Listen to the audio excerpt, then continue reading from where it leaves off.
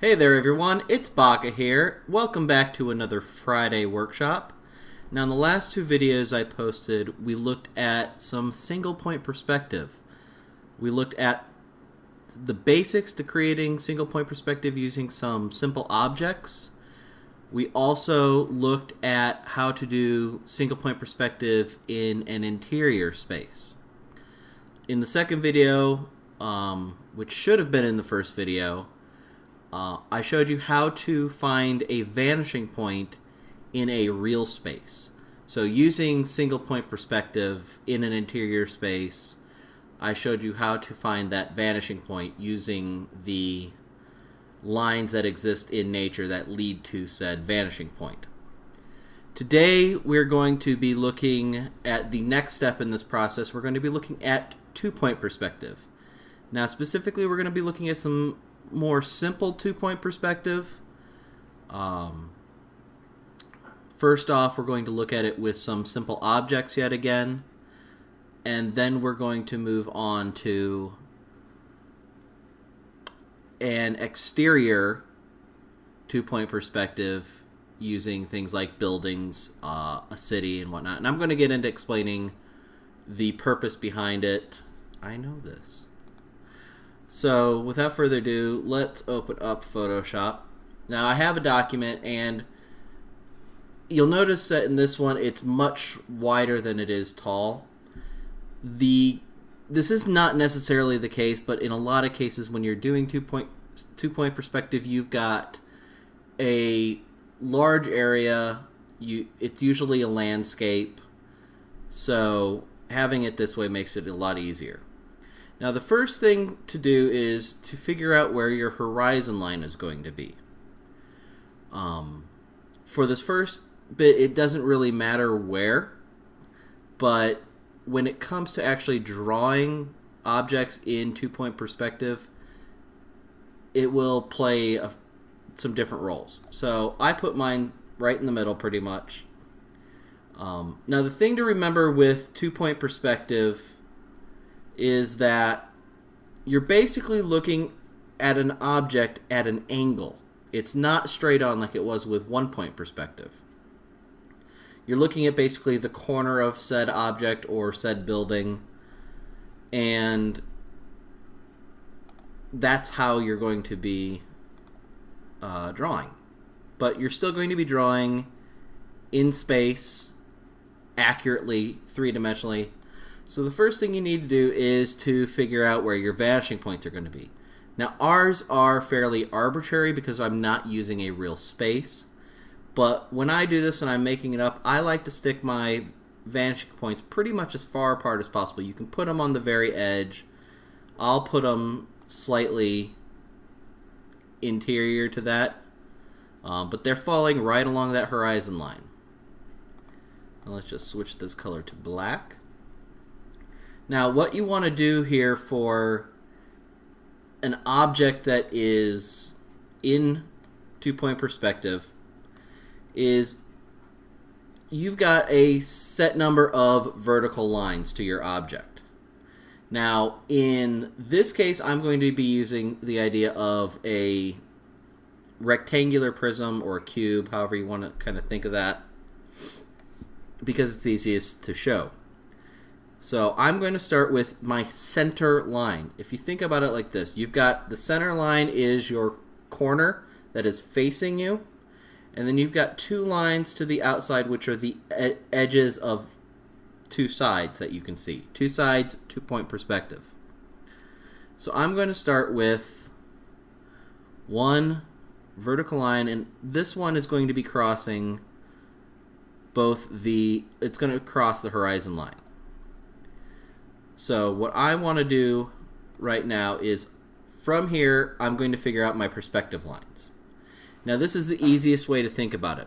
From your center line, at the top and the bottom of your center line, your perspective lines will go to the vanishing points for that side. And this is for exteriors.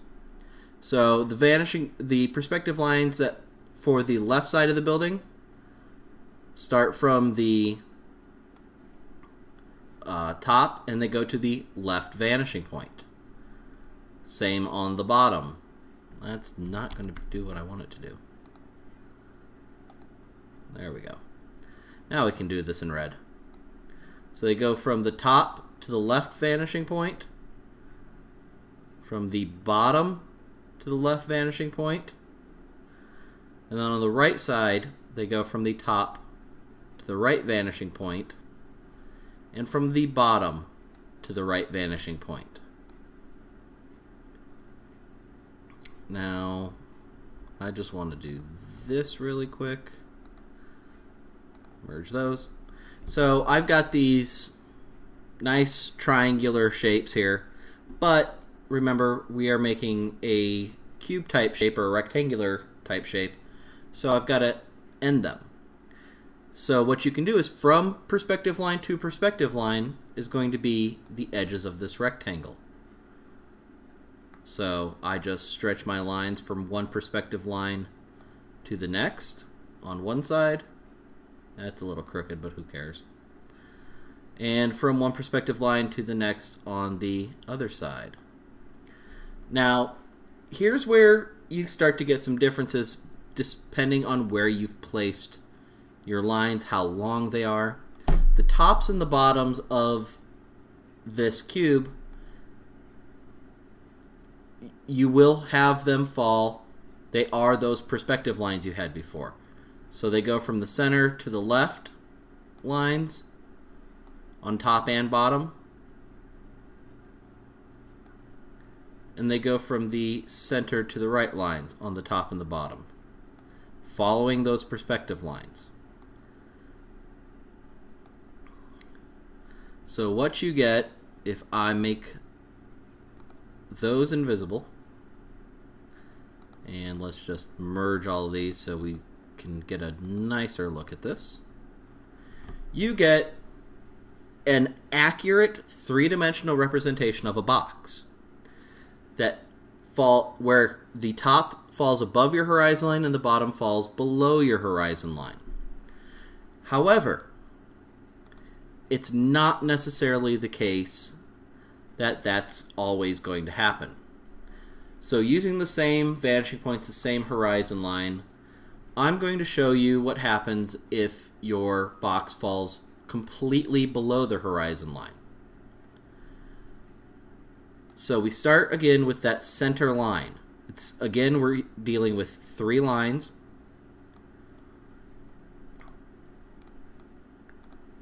And from, whoa, that's not the right thing. From the, we still want to make those same perspective lines from the top and the bottom of the center box. So the right side goes to the right vanishing point, and the left side will go to the left vanishing point. So far, so good. Everything's the same as it was before. This is all nice and simple. Rights to rights, lefts to lefts, and then we'll get some vertical black lines between them. Now, this is just the same as it was before. You decide how wide you want this to be, but your outside lines will go from perspective line to perspective line. But here is where things get different. The bottom, connecting the center line to the right side and the center line to the left side. That bottom falls along those two perspective lines the same as it did before. So we'll just connect these. However, the top is a different story. Now, if you remember when we did one-point perspective, we had to deal with the parallel lines.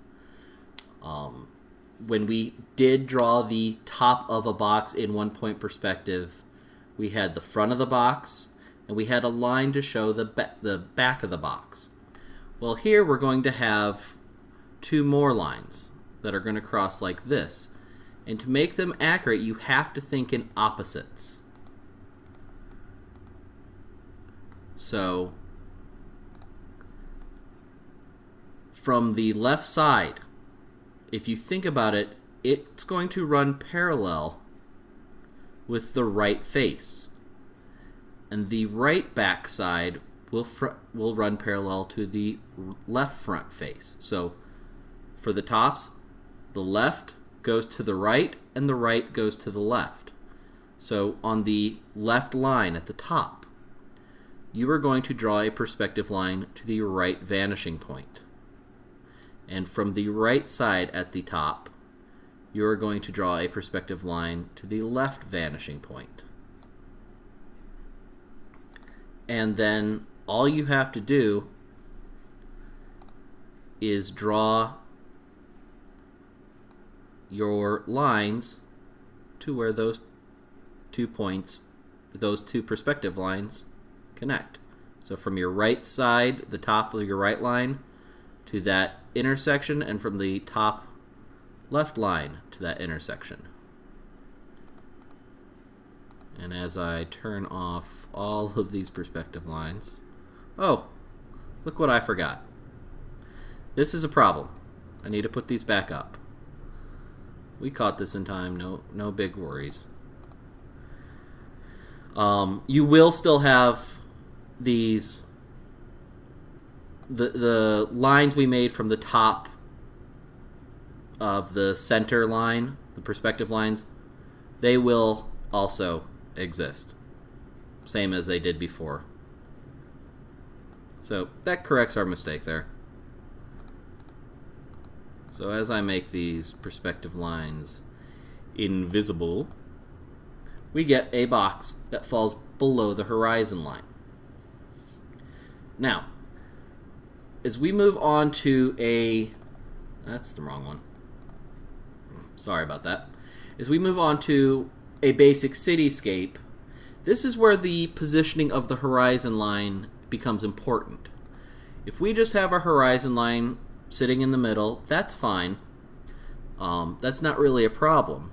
But I will say this, as we saw with 1 point perspective, the higher the perspective or the higher the horizon line is, the higher it's going to appear that the viewer is. The lower the horizon line is, the higher the viewer will seem. So you can think about it like this. If your horizon line is way up here, you're going to have a bird's eye view of whatever city you're trying to make. If your horizon line is way down here, you're going to have a worm's eye view. Now, does it matter? Not so much. But the other difference with this is going to be twofold. The higher the horizon line, the more buildings will be below it. So that means the more tops of buildings you have to make. And I showed you with the simple box that you can do some things and forget about parts of the buildings. The lower the horizon line, the more buildings tops will be above that horizon line, which is a lot simpler. The other thing with this is when you have a high horizon line, your buildings tend to be a little smaller, you have more of them, you deal with a larger scale. When your horizon line is really low, your buildings tend to be very, very big because you're not showing that much of the ground. So you're not going to be showing a bunch of little tiny buildings. So I'm going to put one that is about a third of the way up. And I'm not going to do all of the buildings. I'm not going to make an entire city here. I'm just going to do a few to kind of show you. But again, oh, how did that happen? There we go. To begin, you have your horizon line, and because this is not a real place, it's arbitrary. If you're doing a real cityscape or a real landscape using perspective drawing, you need to figure out where that horizon line is in comparison to where you are. And you can do the same thing, same trick we used finding a vanishing point to find your horizon line. You find your two vanishing points and you connect them.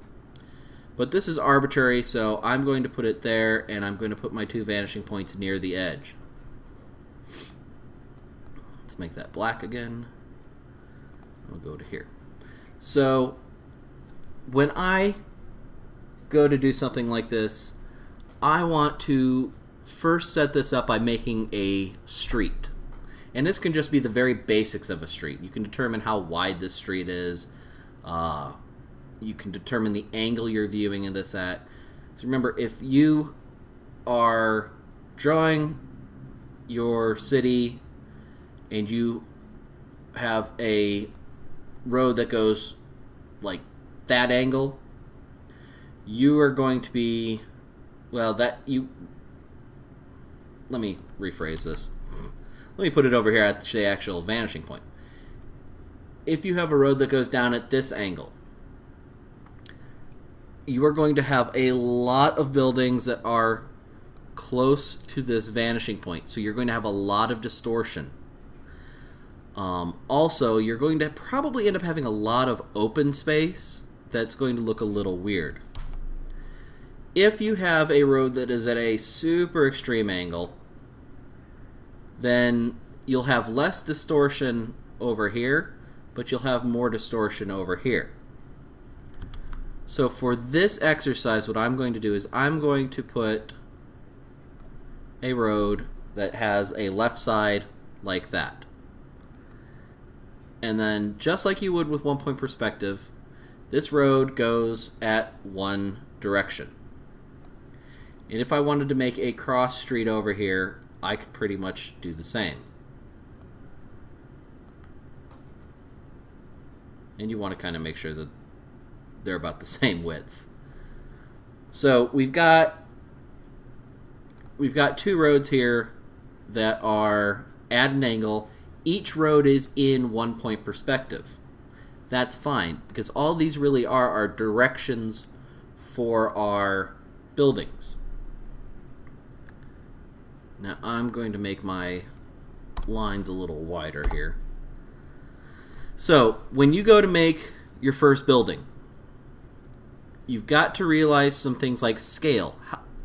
However wide your building is, you need to remember how wide your road is, how wide if you put a sidewalk in there, how far back it sits from the road, things like that. Now if I were going to make a sidewalk, I would just basically do the same exact thing and, put it there like that. And you notice the closer it gets to the vanishing point, the more distorted things get. But for a building, one thing you have to realize is a lane in a road, at least in the United States, is 11 or 12 feet wide. So if this is a 2-lane road, it's about 24 feet wide. And that is proportional the further you get. So this is 24 feet, this is 24 feet. You kind of have to think in terms of what's the square footage of my building. If I looked at it from an overhead view, what's that square footage? If it's 24 by 24, you're looking at, 20 foot by 20 foot building is 400 square feet. That's not very big at all. Yeah, that's right, I think. Yeah, trying to do math, not always a good idea. 20 foot by 20 foot is a 400 square foot building. That's tiny. So if I'm starting a building down here and this is a 2-lane road, then all of a sudden I've got to have a really wide building. Now if this is a 4-lane road, that's 48 feet. So 48 by 48 is a little better. So what I'm going to do is I'm going to, just for right now, say this is a 4-lane road. And I've got my little sidewalk here, so I'm going to create my first line, and it's going to be my center line. This is a large building, so it's going to be very tall. Well, it's not super tall, really. So my center line. Now, I need to make some perspective lines that go from the top and the bottom. Now, here's the nice thing about making that road. I don't have to do anything at the bottom. I just have to deal with the top, because that bottom left side is a perspective line. So I can draw that perspective line and that perspective line. Right side to the right, left side to the left. Now at the bottom, I do have to deal with the left side. So I go to the bottom and I go to the left vanishing point. Now I just need to go and I make my right line, and then I'll make my left line. Good enough.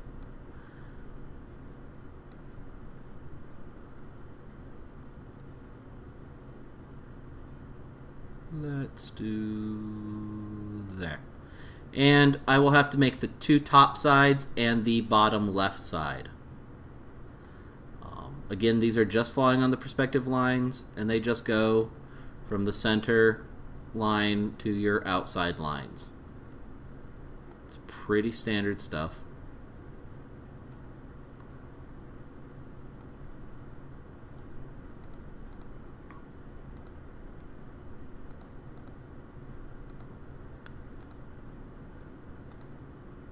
So if I take away those perspective lines, I get this big basic box.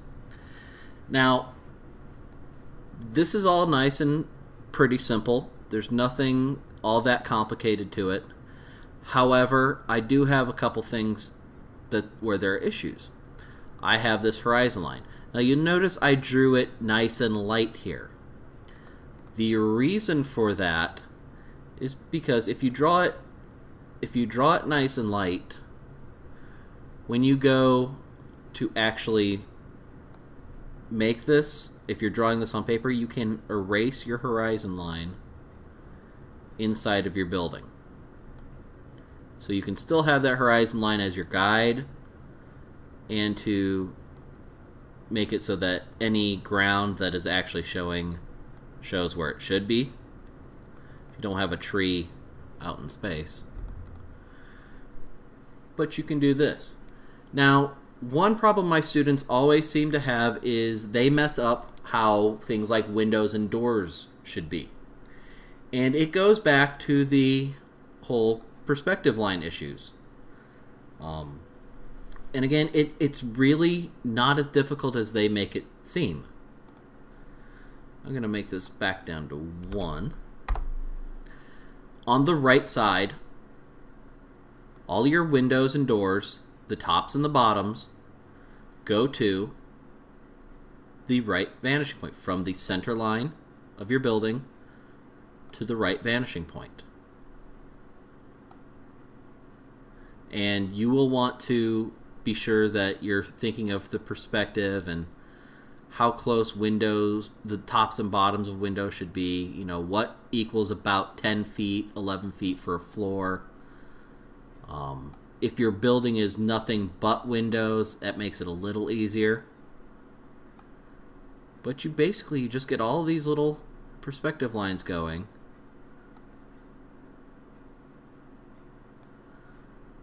La la la la. Yeah, I just sung a little bit of Elmo's song. But on the right side of the building, you have all these perspective lines. And if I zoom in on this, maybe not that much. There we go. I zoom in on this.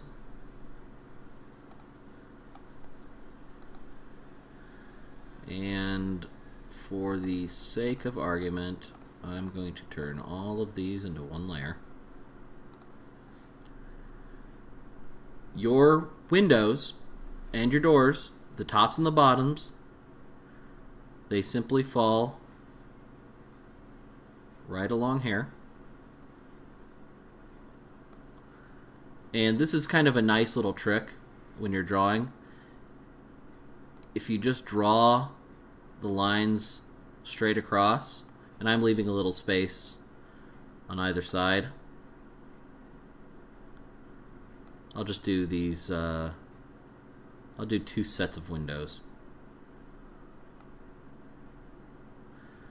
So you draw these going across, going to your vanishing point. For the sides, you can do a straight line down. And you just do that for however many windows you're going to have, remembering the entire time the scale that you're working at. How far apart should they be? How wide are each window? Are they all the same size? Would they be suitable for humans? Now, the closer they get to that center line, the wider they will appear, because they are getting closer to the viewer, and foreshortening will mean that the size gets larger. So I'm just going to finish these up. And if you run into something like I'm running into here, which is a little bit of an issue, where suddenly I don't have enough room, I didn't make this part big enough, that's not that big of a deal. But I'm going to go ahead and I am going to turn all of these little lines, there's a lot of them, into one layer. This is just from Photoshop. It doesn't actually matter for anything else you might be doing. But then you can go ahead and you can erase all of that negative space where the windows aren't. So, 1, 2, 3, okay. Technically that's not a window. Ignore the man behind the curtain who doesn't know how to talk anymore. There we go. And one last erase of those. Now, I'm just going to use a little tool to do this faster. But I'm erasing all the spots where I do not want the windows to be.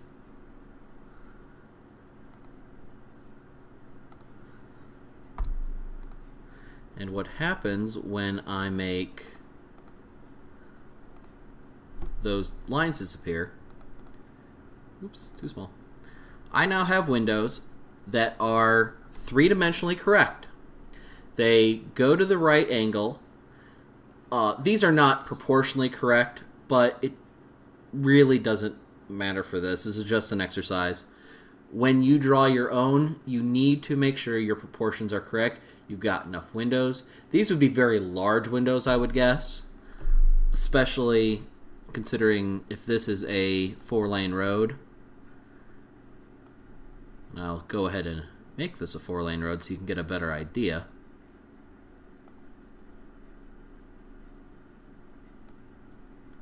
There we go.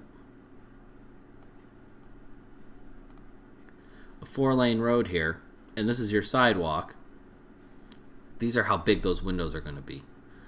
Your door on this, if it's a single door, is going to be,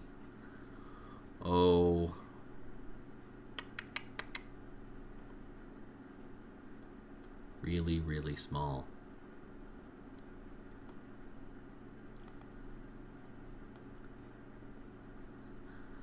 If this is just a single door, it's maybe that big. So this is, a human fitting into about this size. So taking into account that being your scale, how big do your windows need to be? Is it wide enough? Is it tall enough? How tall is this building going to be? Now that's going to be all we're going to do for 2-point perspective today. Now originally I was just going to cut the lesson off here. But I was thinking about this today, and I thought there's so much more to learn about perspective drawing. I want to show you how to deal with things like 2-point perspective in an interior space, and I want to show you about multiple point perspective, more than these 2 points. The rules for that, for both of those things, are still pretty much the same. There's just the more points you get, the trickier things can be. And interior you have to think kind of backwards. However, for this week, this is going to be it. This has been a 30-minute lesson, which is far longer than it really should be. But I wanted to make sure you got these rules down. If you understand the basic rules of perspective drawing, it's not difficult. If you don't follow them, everything's going to get messed up.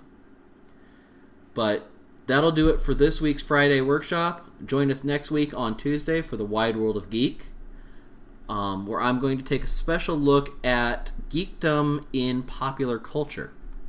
And then join us back again here next Friday for some multi-point perspective. Until Tuesday, I will see you guys later. Bye.